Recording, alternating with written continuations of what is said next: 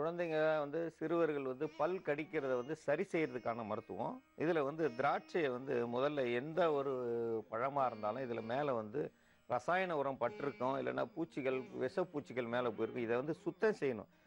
எத்தன முறை செஞ்சாலும், எத்தன முறை நம்ம பார்த்தாலும், இத வந்து ஒவ்வொரு முறையும் சுத்தம் செஞ்சு சாப்பிட்டா தான் நமக்கு நல்லது. இப்போ வந்து முதல்ல வந்து உப்பு தண்ணீலயும், மஞ்சள் தண்ணீலயும் கழுவி எடுக்கணும். உப்பு தண்ணீல ஒரு ஒரு 2 நிமிஷம் ஊற வைங்க. மஞ்சள் தண்ணீல 2 நிமிஷம் ஊற வைங்க. அதுக்கப்புறம் தான் எடுத்து நம்ம சுத்தம் செய்யணும். அப்போ வந்து சுத்தம் செஞ்சுட்டு வந்தா தான் நல்லது.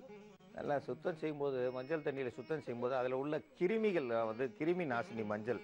நம்ம வாசல்ல பார்த்தீங்கன்னா, அந்த நாள்ல வந்து நெறைய வந்து தண்ணி சொம்புக்கு நெறைய தண்ணி எடுத்து, அதில மஞ்சள் பொடிய போட்டு வாசல்ல தெளிப்பாங்க. ஏன்னா, வெளியில இருக்கிற கிருமிகள் வீட்டுக்குள்ள வராம இருக்க, அது ஒரு எல்லைக்கோடு மாரி வாசல்ல கோலம் போடும்பொழுது, அந்த கோலத்தில அரிசி மாவு போடுவாங்க. அரிசி மாவு போடும்போது, அந்த நுண்கிருமிகள் வந்து அங்கேயே தங்கிரும்.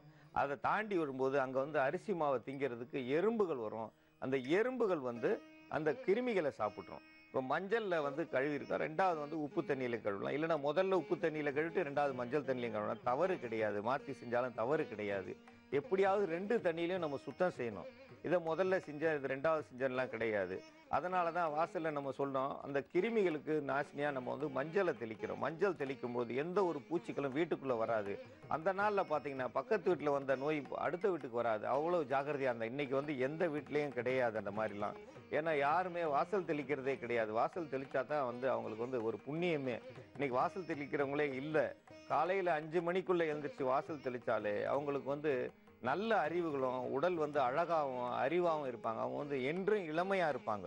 அது வந்து பிரம்ம முகூர்த்த நேரம். அந்த நேரத்துல கண்டிப்பா வாசல் தெளிங்க. அந்த நேரத்துல தெளிச்சுட்டு வந்தீங்கன்னா, அந்த மஞ்சள் தண்ணிய கொஞ்சம் தெளிங்க. தெளிச்சீங்கன்னா வீட்டுக்கு நெறைய நன்மைகள் நடக்கும். நோய் கிருமிகள் வீட்டுக்குள்ள வராது. இந்த திராட்சைய வந்து நம்ம உப்பு தண்ணீலயும், மஞ்சள் தண்ணீலயும் நல்லா ஒரு ஒரு 2 நிமிஷம் ஊற வச்சு கழுவி எடுத்திருக்கோம்.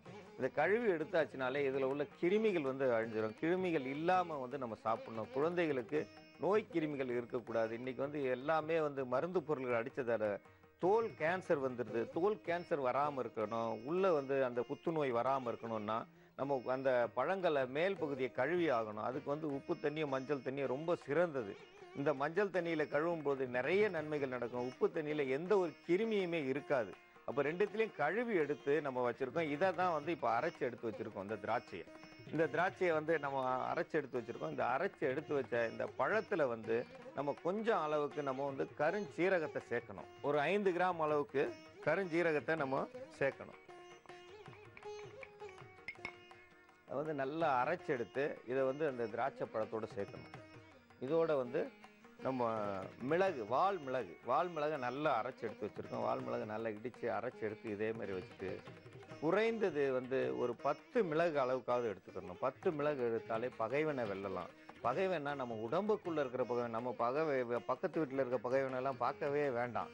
ஏன்னா, அவன் அவன் தன்னால அவனுக்கு வேலை பத்தாம இருக்கு. ஆனா நம்ம வயித்துக்குள்ள இருக்கிற பகைவன் வந்து நம்மள கெடுக்கக்கூடியது. நெறைய நோய்கள் இந்த பகைவன்னா நம்ம வயித்துக்குள்ள, குடலுக்குள்ள இருக்கிற தேவையில்லாத அந்த நுண்கிருமிகளோ, நமக்கு தவறு செய்யக்கூடியது, நம்மள கெடுக்கக்கூடிய அந்த சிறு பூச்சிகள வந்து வெளியேற்றணும்னா, அந்த வால் மிளக வந்து பயன்படுத்துங்க. ஒரு 10 மிளகு எடுத்தா போதுமானது.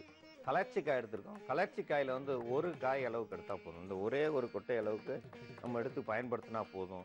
அது வந்து அதிக அளவு எடுக்கணும்னா, நமக்கு வந்து நெறைய பாதிப்பு இருந்தா தான் போதும். ஒரே ஒரு விதை போதுமானது. இந்த ஒரு விதை அளவுக்கு நல்லா அரைச்சு எடுத்து இதோட சேர்த்துக்கணும். திராட்சையிலேருந்து தோல் விதை எதையுமே நம்ம கீழ போடக்கூடாது. தோல் விதை வந்து முக்கியமான ஒரு மருந்து. அந்த விதையில உள்ள நு பொருள்கள் வந்து ரசாயன பொருட்கள் வந்து நமக்கு நன்மையை செய்யக்கூடியது. சிறுநீரகத்தை சுத்தம் செய்யக்கூடியது. குடல் முழுவதும் சுத்தம் செய்யும். குடல்ல எல்லா பகுதியும் வந்து சுத்தம் செய்யும்போது, நமக்கு சிறுநீர் நல்லா கழிப்பாங்க. அந்த பல் கடிக்கிற வேலையே இருக்காது. பல் ராத்திரில கடிக்கிறாங்கன்னா, அந்த குடல்ல உள்ள பாதிப்புக்கு தான் பல் கடிப்பாங்க. அங்க வந்து முடியாமையால பல் கடிப்பாங்க. சிலர் கோவத்தால பல் கடிப்பாங்க. இந்த பல் கடிக்கிறது வேண்டான்னா, இத வந்து இரவு நேரத்துல குடிச்சாங்கன்னா நல்லா இருப்பாங்க.